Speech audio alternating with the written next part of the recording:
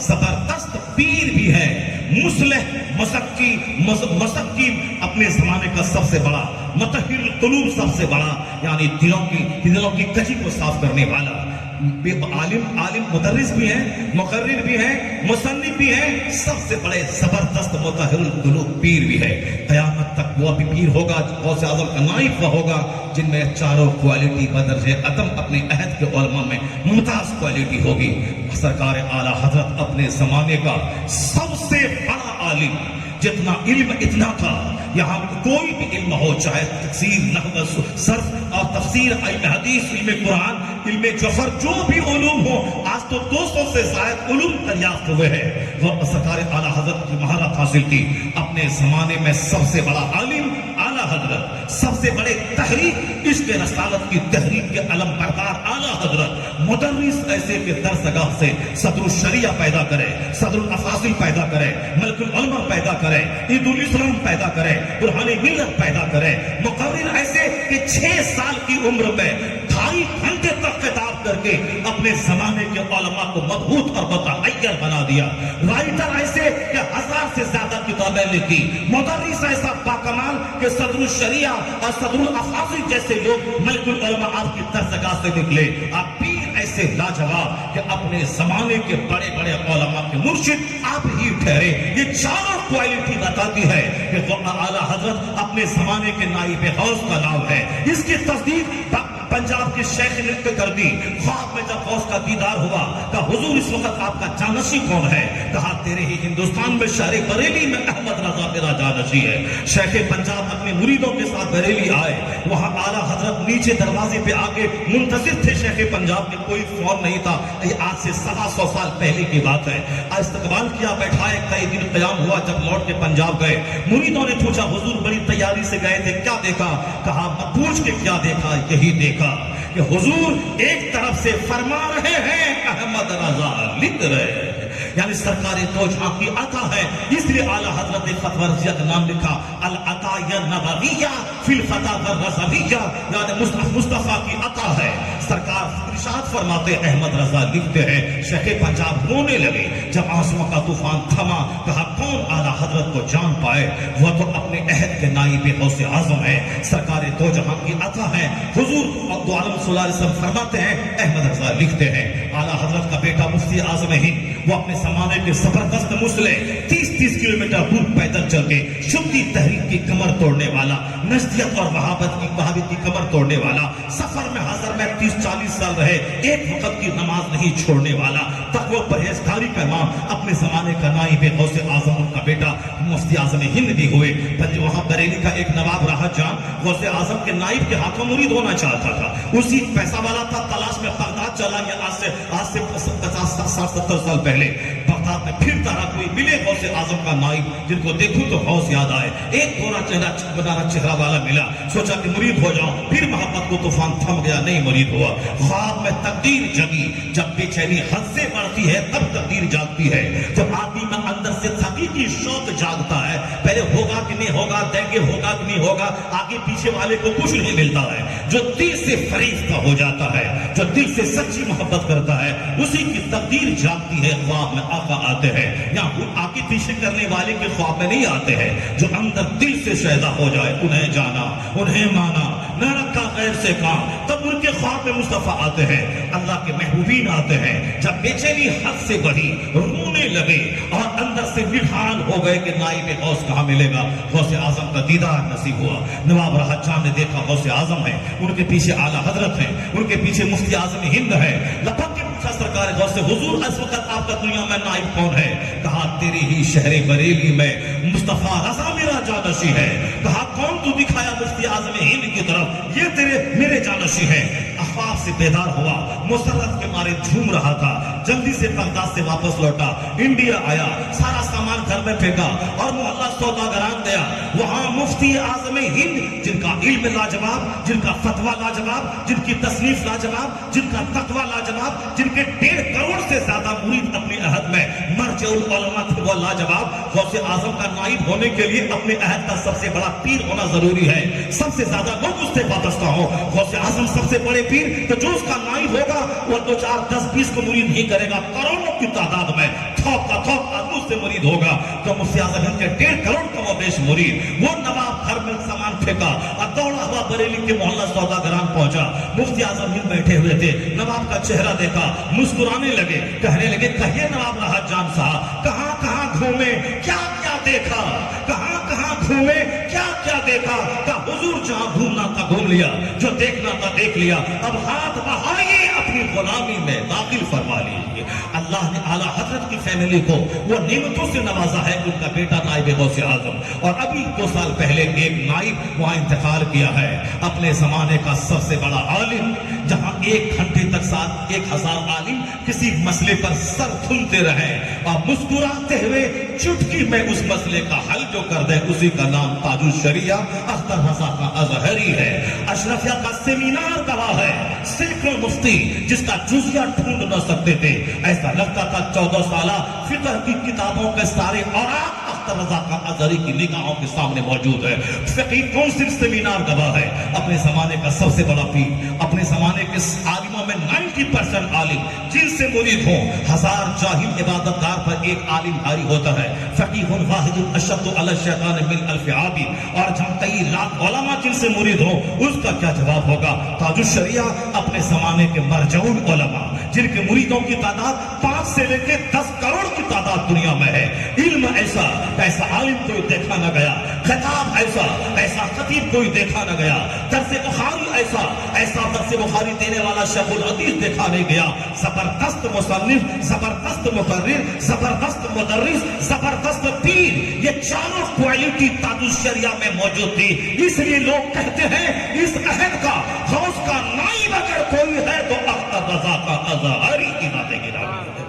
उस खानदान के बारे में आया है कि दूसरे खानदानों को, किसी को दौलत मिली, किसी को राजनीति मिली, किसी को एक्टिंग मिली, किसी को क्रिकेट मिला, किसी को फुटबॉल मिला, किसी को साहब गीत मिले, किसी को शायरी मिली, किसी को कोई दूसरी कला मिली, और जो खानदान इसके रिसालत के लिए हिंदुस्तान में मशहूर है, उसी खानदान का नाम खानदान आला हजरत है। यानी सरकार की मोहब्बत का जाम जिसने पिलाया हो, जो भी उस खानदान से मुंसलिक होता है, उसके बदअकीदा होने का 99% चांस खत्म हो जाता है। अगर कोई आला हजरत किससे अगर बुग़्ज़ रखता हो, बहुत हद तक मुमकिन है कि या तो वहाँ की नज़्द राफिज़ी कादियानी हो जाए, या फिर वो अगर ज्यादा वो अहले बैत की मोहब्बत का ढोंग रचाता है तो राफिज़ी और शिया हो जाए। राफिज़ी होना ये भी गुमराही और इस्लाम से निकल जाना है, कादियानी वहाबी नस्ली होना ये भी इस्लाम से निकल जाना है। इस दौर में सच्चे मुस्लिम की पहचान है वह जो मसलब के आला हजरत से वाबस्ता रहता है। अगर कोई बोले कि मैं अल्लाह को मानता हूँ, सवाल होगा रसूलुल्लाह के बारे में तेरा क्या अकीदा है? बोलेगा वही जो असब का अकीदा है, कुरान हदीस का अकीदा है। फिर होगा सहाबा के बारे में क्या कहता है? क्योंकि अल्लाह रसूल को मानना है, सहाबा को गाली देना है, सहाबा को मानना है, अहले बैत को गाली देना है। तो अब इस तरह से इस जमाने में परफेक्ट परिभाषा एक जुमले में सही मसलब की तर्जमानी कैसे होगी? दूसरा सवाल राइज नहीं होगा, उसका नाम है मसलब के आला हजरत। जरा जोर से बोले सुभान अल्लाह, हाथ उठा के बोलिए ला इलाहा इल्लल्लाह। एक डिफिनेशन है मसलब के आला हजरत। आला हजरत का नाम आ गया, अब नहीं पूछा जाएगा अल्लाह के बारे में क्या अकीदा, अब नहीं पूछा जाएगा रसूलुल्लाह के बारे में क्या अकीदा, अब नहीं सवाल होगा सहाबा के बारे में क्या क़ीदा है, नहीं पूछा जाएगा अहले बैत के बारे में क्या अकीदा है। शिया अहले बैत से मोहब्बत करता है, अमीर मुआविया को गाली देता है। खारिजी सहाबा को मोहब्बत करता है, अहले बैत का कातिल बनता है। और जो अहले बैत सहाबा दोनों से मोहब्बत करे, इमाम आजम को वहां भी गाली देता है। तो इस तरह से फित्ना फसाद के दरवाजे खुलते जाते हैं। मगर जो आला हजरत का नाम ले ले, अब नहीं पूछा जाएगा गरीब नवाज के बारे में क्या अकीदा है, गौसे आजम के बारे में क्या अकीदा है, इमाम आजम के बारे में क्या अकीदा है, सहाबा के बारे में क्या अकीदा है, अहले बैत के बारे में क्या अकीदा है। मसलक आला हजरत आ गया, परफेक्ट मोमिन की तस्वीर बन जाती है। यानी आला हजरत का मतलब होता है अकीदा तौहीद पुख्ता हो। आला हजरत के मसलक का मतलब होता है सरकार से शदीद मोहब्बत, ताज़ीम, इज्जत, हुजूर के फरमानात इरशादात को गले लगाना, हुजूर की वजह से सहाबा को सबको जन्नती समझना, उनके इख्तिलाफ में नहीं पढ़ना, खता इज्तिहादी पर महमूल करते हुए सबकी मोहब्बत दिल से करना, सारे सहाब अहले बैत से मोहब्बत करना। इमाम आजम सारे मुहक्किकीन के इमाम है, सबसे ज्यादा सुथरा और मसलक उनका है। उसी मसलक इमाम आजम की तर्जमानी इस दौर में मसलक आला हजरत कर रहा है। गरीब गौसे आजम जबरदस्त वली, उनके बाद गरीब नवाज है हिंदुस्तान के, और गौसे आजम सारी दुनिया के वलियों के सरदार। मैं कुछ आदमी बोलता है कि गरीब नवाज गौसे आजम से भी बड़े हैं। इस तरह के फितने कदम कदम पे आएंगे। और इस जमाने में रास्ता चलते कोई हाथ पकड़ के, अभी कलकत्ता में जहां कल रात में था, एक दाढ़ी मुन्ना प्रोफेसर आया था, वह प्रोफेसर और कॉलेज का प्रोफेसर होने का ठोस जमा के बोल के गया है कि नमाज मत पढ़ो, रोजा मत रखो, हम उसको 1 महीने में वली बना देंगे। नमाज पढ़ना जरूरी नहीं है। मैंने बबांगे दोहल कहा, जो नमाज की फर्जियत का इनकार करे वह काफिर, और जब काफिर वह हो गया उसकी बीवी निकाह से निकल गई। अब चाहे जिंदगी भर बीवी के पास रहेगा वो ज़िना खालिस, और जितने बच्चे पैदा होंगे सब वलदुल हराम वलदुल ज़ना, जो कि नमाज की फर्जियत का मुनकिर काफिर है। जहां काफिर हुआ उसका निकाह, उसकी बीवी उसके निकाह से निकल गई, उसका निकाह टूट गया। निकाह जब टूटा तो आम औरतें और उनकी बीवी में कोई फर्क बीवी ही नहीं रही, आम औरत हो गई। अब वह डफली बजाता रहे और उनके घर में दिन रात वो ज़िना करता रहे और हरामी बच्चे पैदा करता रहे। प्रोफेसर बनना और है, मोमिन खालिस बनना और है। इसी तरह का बकवास एक कटिहार इलाके में लोगों ने किया था। एक पीर पटना का जाता था, बोला रोजा क्यों रखता है बच्चों, मुझसे क्यों मुरीद हुआ, मैं जन्नत लेके जाऊंगा। क्यों नमाज पढ़ता है, जुमा की नमाज छोड़वा दी, रमजान का रोजा छोड़वा दिया, मैं तेरा पीर हूं, मैं जन्नत ले जाऊंगा। ऐसे ढोंगियों को कत्ल कर देना चाहिए, ऐसे ढोंगियों के मुंह पे पेशाब करके थूक देना चाहिए। और अगर वह इस तरह से शरीयत का मजाक उड़ाए, वह जालिम व तहरिया, वह यहूदियों का काम करता है, वह नसरानी का काम करता है, वह मुशरिकों का एजेंट है। आज दुनिया में इस तरह की नापाक तहरीकें काम करती रही, मगर मस्जिद जिंदा रही, जुमा का खिताब जिंदा है, ये मदरसा जिंदा है, मदरसे की चटाई जिंदा है, हिंदुस्तान में जलसे जिंदा है, सीरत का जलसा जिंदा है, ईद मिलादुन नबी का जुलूस जिंदा है। ये चूठी काटने वाला, नमाज रोजे का मुनकिर, यह तहरिया, ये काफिर पीर का लिबास पहनकर आला हजरत को चोरी छुपे गाली दे देकर उनसे जुड़े हुए लोगों को मोड़ने का काम 100 साल से कर रहा है। मगर यह चोर गली में आता है, 10 दिन रहता है और चला जाता है।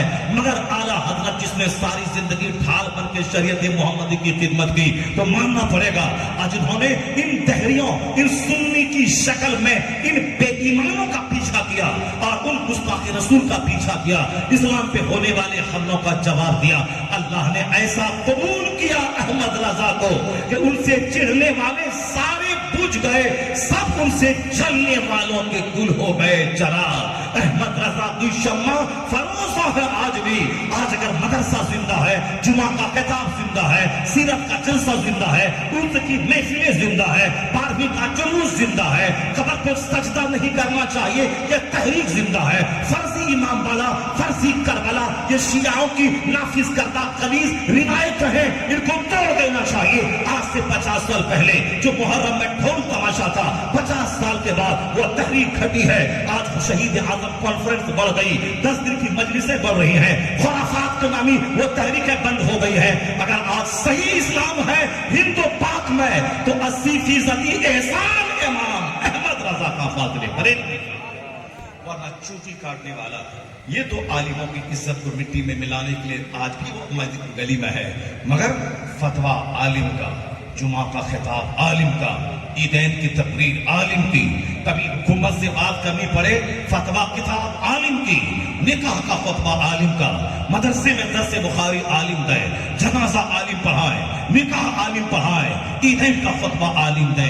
ये चूटी काटने वाला खा खा के तोन ऊंचा करे, सिगरेट पिए, गुटखा खाएं, गरीब रिक्शा चालक का नजराना लेके अपनी बेटी को जीन्स पहनाएं और अपने बेटे को दाढ़ी मुंडवा के कॉलेज में पढ़ाएं, वो ये काम करते हैं। आला हजरत से पंगा न ले।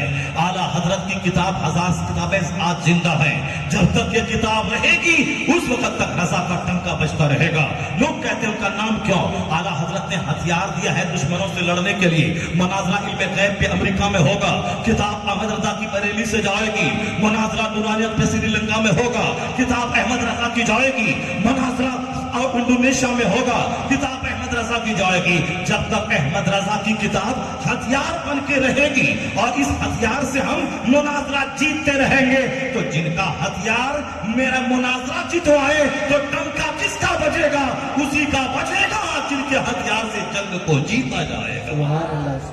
इसलिए आला हजरत की तहरीक आज जिंदा है। बातें बहुत सारी कही थी आला हजरत के, वो एक बात मैंने बीच में उठाई थी तर्क दुनिया वाली बात। आला हजरत ने एक दिन भी दुनिया की खातिर कदम नहीं बढ़ाया। ये बात उस वक्त आई थी जब गांधी जी का चर्चा पूरे भारत में था। वो आला हजरत से मिलने के लिए बरेली शरीफ में मौजूद थे। कहा कि बस मिल लें आला हजरत से। आला हजरत ने कहा कि मैं उनसे मिलूंगा तो क्या मिलेगा, क्यों मिलूंगा, क्या दुनिया का क्या फायदा होगा और आखिरत का क्या फायदा होगा? आखिरत का तो कोई फायदा है नहीं, चूंकि वो मुसलमान नहीं है, आलिम नहीं है, मुझसे क्या बात करेगा वो? अब रही गई बात दुनिया की, उससे मिल लीजिए, मुलाकात कर लीजिए, मुलाकात कर लीजिएगा तो वो हिंदुस्तान का राष्ट्रपिता है। अब अंग्रेज भागने वाला है और फिर यही इसी का हिंदुस्तान होगा, राष्ट्रपिता कहला रहे। हर मस्जिदों में ये वहाबी देवबंदी गांधी जी को लिए फिर रहे थे, उनसे तकरीर करवा रहे थे कि मुशरिक को मस्जिद में नहीं ले जाना चाहिए। आला के पास जब बात आई तो कहा कि दीन का तो फायदा है नहीं, चूंकि वो आलिम नहीं, उससे क्या बात करेंगे। अब रही बात दुनिया की, तो आला हजरत ने कहा जितने लोग मेरे पास हैं आसपास, वो मुझे बता दें कि मैं एक दिन भी दुनिया के लिए मैंने कदम बढ़ाया है कहीं भी। वो नानपारा का नवाब का कसीदा लिखने किसी ने बोला तो आपने कहा कि मैं गधा हूं अपने करीम का, मेरा दीन क्या मेरा दीन पारा ना नहीं, उन्होंने कह दिया। साहब गांधी जी जब आए तो कहा कि मुझे दुनिया तो चाहिए नहीं, मैं तो एक दिन भी दुनिया के लिए कदम बढ़ा के दुकान में नहीं बैठा हूं, तो फिर मैं क्यों गांधी जी से मिलके कोई दुनिया का पोस्ट, कोई ओहदा या कोई नौकरी या कोई और फायदा हासिल करूं? इससे मैं नहीं मिलना चाहता। यही फर्क है रजा के खानदान में और दूसरों के खानदान में। गांधी मिलने आया, आला हजरत ने मुलाकात नहीं की। इंदिरा आई, मुफ्ती आज़म हिंद ने मुलाकात नहीं की। 7 घंटे तक नरसिम्हा राव बरेली में बैठा रहा, ताजुश्शरिया से मिलना चाहा। ताजुश्शरिया ने बोला बाप दादाओं से जो दीन की खिदमत की जिम्मेदारी मेरे सर पे है, उसी के अदा करने से फुर्सत नहीं है कि मैं किसी वजीर आजम से मुलाकात करूं। मौला के पास सेल्फी लेने वाला, थोड़ा सा छोटा मोटा नेता के पास बैठ के 10 कदम चलने वाला, सेल्फी लेके दूसरों को दिखलाने वाला, वो बड़ा बनना चाहता है जो बिक रहा हो कदम कदम पे। वो रजा का खानदान है जो न इंदिरा के सामने झुका, न गांधी के सामने बिका, न नरसिम्हा राव के सामने बिका। वो कौन है जो इस जमाने में गौसे आजम की याद ताजा कर गया हो? दुनिया आ रही है, दुनिया को तर्क किया हो, उसी खानदान का नाम है खानदान आला हजरत, उसी का नाम है इस दौर का नाइब गौसे आजम अख्तर रजा का अज़हरी ताजुल शरीयत। शरीयत चाहिए उस दरवाजे पे आइए, मसलक के हक चाहिए उस आस्थाने से जुड़िए। ये झोला झंकर झार वाला जिस तरह कुकुर मुत्ते की तरह जो गली गली घूम रहे हैं, पीर पीर पीर पीर, ये क्या जाने? पीर बनने के लिए तो 25 साल तक जो की रोटी खानी पड़ती है, उसे इल्म हासिल करना पड़ता है, रात रात भर जाग करके इल्म हासिल करना पड़ता है, 3-3 हज़ार बार डेली दरूद पढ़ना पड़ता है, 3-3 सौ का नमाज नफल पढ़ना पड़ता है। और फिर आलिम वो नफल नहीं पढ़े, रात भर न पढ़े, सिर्फ 1 घंटा रात में बच्चे को दर्स दे दे और दूसरा आदमी 1000 रकअत नमाज नफल रात भर पढ़े, उससे बेहतर उस आलिम का 1 घंटा बच्चों को दर्स दे देना है। सुभान अल्लाह। आया है किताब में तदारुसुल इल्म साअतन मिनल लैल खैरुम मिन इह्याह, मिशकात शरीफ में मौजूद है कि थोड़ी देर रात में इल्म दीन सीखना सिखा देना रात भर की शबेदारी से बेहतर है। सुबह सवेरे जो फजर की नमाज पढ़े, मन सल्ला सलातल फज्र सुम्मा क़रा बाबा मिनल इल्म खैरुम मिन अल्फ रकाअत। ये देखिए ट्रेन छूट जाएगी हमारी। यानी जो फजर की नमाज पढ़ने के बाद 1 चैप्टर दिन का पढ़ ले तो 1000 रकअत नमाज नफल पढ़ने से यह काम बेहतर है। आलिमों फाजिलो आप मुबारकबादी के मुस्तहिक हो। 1 करोड़ रुपया कमा के कोई डीएम बने और तुम सिर्फ 10,000 कमा के मदरसे में रह के बच्चों को दीन सिखलाओ, तेरा मुकाबला न कोई डीएम करेगा, न कोई मिनिस्टर करेगा, न कोई जमींदार करेगा। हाँ, अगर सब्र है तो फिर तुम बादशाह हो, दुनियादार भी तेरा मुकाबला नहीं कर पाएगा। उसके पास 1 खरब रुपया है, वो जमींदार है, तुम्हारे पास कुरान हदीस का इल्म है, तुम नाइबे रसूल हो। सुभान अल्लाह, जो सबसे बड़ा मनसब है। सब्र अगर है तो इनसे बड़ा बादशाह कोई नहीं है, और अगर सब्र नहीं है तो इनसे बड़ा भिखारी कोई नहीं है, दुनिया भी नहीं है और फिर वो मनसब भी नहीं है। इसीलिए से मारे मारे फिरेंगे, कुछ भी नहीं मिलेगा। सब्र और कनात, अब दीनदारी, नमाजों की पाबंदी, اور جو معمولی تنخواہ وہی اس کے لیے بہت ہے، پھر تو ان کے پاؤں کی دھول سونے کے مکان میں رہنے والا ارب پتی بھی نہیں ہے، چونکہ یہ نائب رسول ہے۔